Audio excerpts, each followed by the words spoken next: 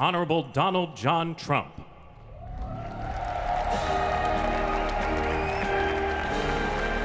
امریکہ کے 47 پریزیڈنٹ یعنی Donald Trump نے عہدہ سنبھالتے ہی جو احکامات نکالے، ایگزیکٹو آرڈرز دیے اور اعلانات کیے، پوری دنیا میں کھلبلی مچ گئی ہے۔ چائنا، یورپ، میکسیکو، کینیڈا، ان کو تو ٹیرف کی دھمکیاں، رشیا کو پابندی کی دھمکیاں، ورلڈ ہیلتھ آرگنائزیشن WHO اور پیرس کے کلائمیٹ معاہدے سے انخراء یعنی کہ ان سے نکلنا ہے، امیگریشن پالیسیز میں بڑی تبدیلیاں اور کیپٹل ہل حملے میں 1500 ملوث افراد کے لیے عام معافی۔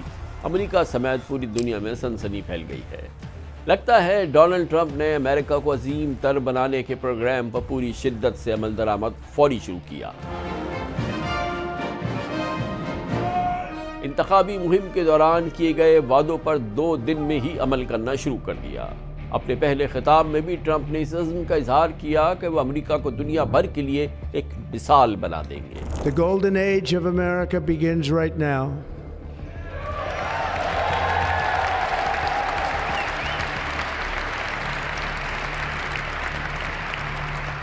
From this day forward, our country will flourish and be respected again all over the world. We will be the envy of every nation, and we will not allow ourselves to be taken advantage of any longer. During every single day of the Trump administration, I will very simply put America first. I was saved by God to make America great again. اپنے پہلے executive order میں Donald Trump نے capital ہل rights میں ملوث تقریباً 1500 افراد کے لیے معافی اور سزا میں کمی کا اعلان کیا۔ So this is January 6th. These are the hostages. Approximately 1,500 for a pardon. Yes. Full pardon.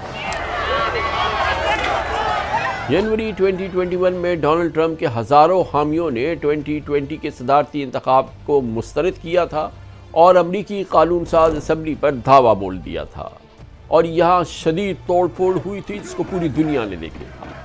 معافی کے اعلان کے چند گھنٹوں کے بعد ہی کیپٹل ہل پر حملے کے الزام میں گرفتار 2 بھائیوں کو DC جیل سے رہا بھی کیا گیا۔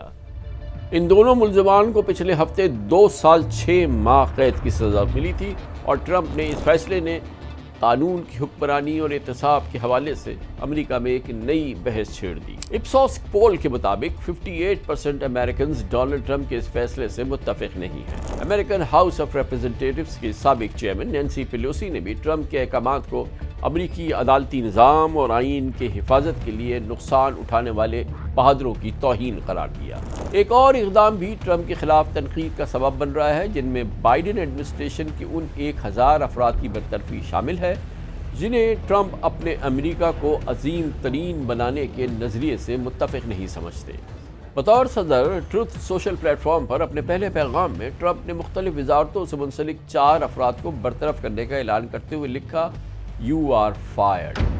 انہوں نے بائیڈن ایڈمنسٹریشن کے 80 آرڈرز کو فوری طور پر منسوخ کرتے ہوئے اسے تاریخ کی بدترین حکومت قرار دیا۔ So we're going to sign executive orders. First, I'll revoke nearly 80 destructive and radical executive actions of the previous administration, one of the worst administrations in history. غیر ملکی تعلقات کے حوالے سے اپنی ایگریسو اسٹریٹجی کا آغاز کرتے ہوئے ٹرمپ نے 1 فروری سے کینیڈا اور میکسیکو سے امپورٹس پر 25% اور چائنا پر 10% ٹیرف عائد کرنے کا اعلان کیا۔ اپنی الیکشن کیمپین کے دوران ٹرمپ چائنا سے امپورٹ کی گئی اشیاء پر 60% تک اضافی ٹیرف عائد کرنے کا ارادہ ظاہر کر رہے تھے۔ ان کا خیال یہ ہے کہ اس سے چائنا سے سالانہ $1 ٹریلین کے ٹریڈ ڈیفیسٹ کو کم کیا جا سکے گا۔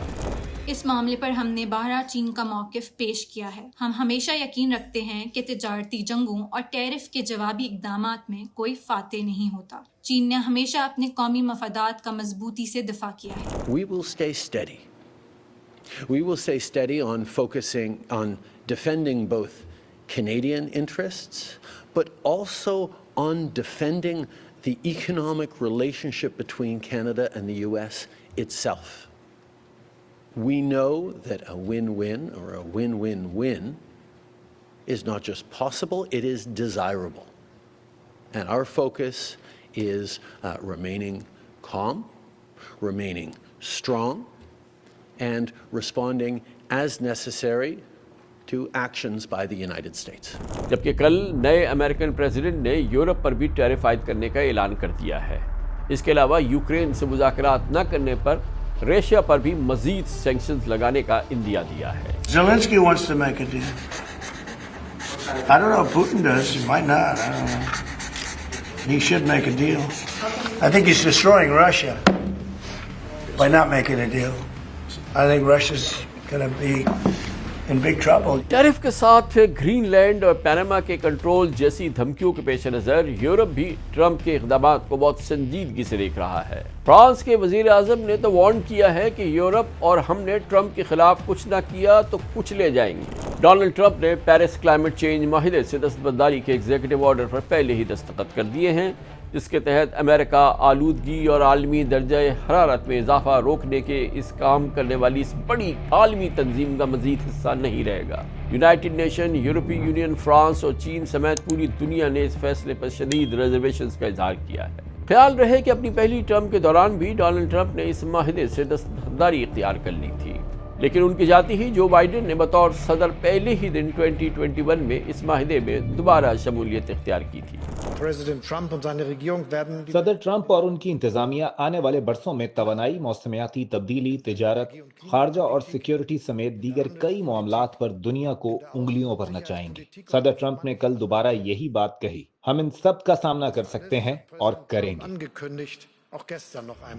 اس کے علاوہ ڈونلڈ ٹرمپ نے عالمی ادارہ صحت WHO سے یہ کہتے ہوئے علیحدگی اختیار کی ہے کہ امریکہ نے دوسرے ممالک کے مقابلے میں کہیں زیادہ ادائیگیاں کی ہیں، لیکن پھر بھی امریکہ کا نظام صحت کسی سانحے کے وقت صحیح کام نہیں کرتا. آپ کو بتائیں کہ یہ WHO کے لیے ایک بڑا دھچکا ہے، کیونکہ امریکہ WHO کا سب سے بڑا ڈونر ہے. ڈونر ٹریکر کے مطابق صرف 2022 میں امریکہ نے WHO کو $15.8 بلین فراہم کیے تھے. WHO نے امریکہ کی علیحدگی کے فیصلے پر افسوس کا اظہار کرتے ہوئے امید ظاہر کی کہ ٹرمپ اپنا فیصلہ بدلیں گے. We hope the United States will reconsider and we look forward to engaging in constructive dialogue to maintain the partnership between the United States of America and WHO for the benefit of the health and well-being of millions of people around the globe.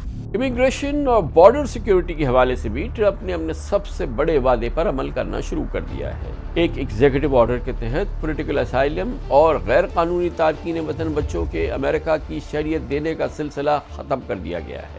اس اقدام کو 14th amendment کی خلاف ورزی قرار دیتے ہوئے شدید قانونی چیلنجز کا سامنا ہوگا. اس کے علاوہ میکسیکو کے ساتھ 3145 کلومیٹر طویل بارڈر پر ایمرجنسی ڈونلڈ ٹرمپ نے نافذ کر دی ہے. اس سے امریکہ اور میکسیکو کے 2 سینچریز سے زائد عرصے کے ڈپلومیٹک اور اکنامک ریلیشنز خراب ہوں گے، جبکہ انٹرنیشنل کارٹلز اور کرمنل آرگنائزیشنز کو دہشت گرد تنظیمیں قرار دیا جا چکا ہے.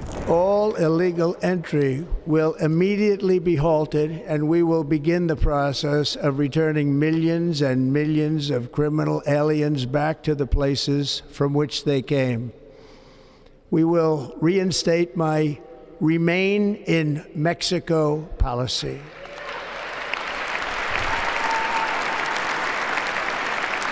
I will end the practice of catch and release. And I will send troops to the southern border to repel the disastrous invasion of our country.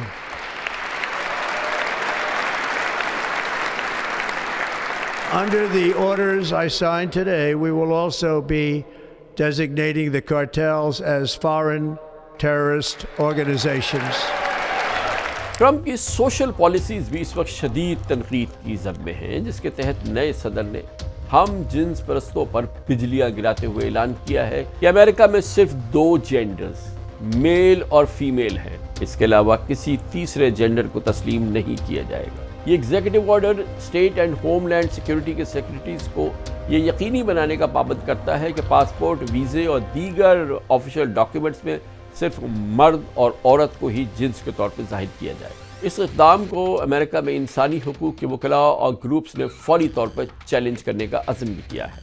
Trump نے پہلے دن ڈپارٹمنٹ آف گورنمنٹ ایفیشنسی نامی ادارے کے قیام کی منظوری دی ہے، اور اس ادارے کے قیام کا مقصد امریکی حکومت کے ایکسپینسز کو، اخراجات کو کم کرنا ہے، اور اس کی سربراہی امریکن بلینئر ایلان مسک کو دی جانے کی توقع ہے۔ ٹرمپ نے نیشنل انرجی ایمرجنسی اعلان کرتے ہوئے فاسل فیولز ڈیولپمنٹ اور آئل اینڈ گیس انفراسٹرکچر منصوبوں میں تیزی لانے کی ہدایت کی ہے۔ یعنی ٹرمپ ہر وہ قدم اٹھا رہے ہیں جو ان کے میک امریکہ گریٹ اگین کے فلسفے کو پورا کرے، لیکن ان میں سے کئی ایکشنز ایسے ہیں جن کو شدید لیگل چیلنجز کا سامنا ہوگا، کیونکہ پالیسی سازوں، شہری حقوق کی تنظیموں اور پھر بین الاقوامی اتحادیوں کے درمیان اس حوالے سے بہت شدید بحث چھڑ گئی ہے، ایک کھلبلی سی مچ گئی ہے۔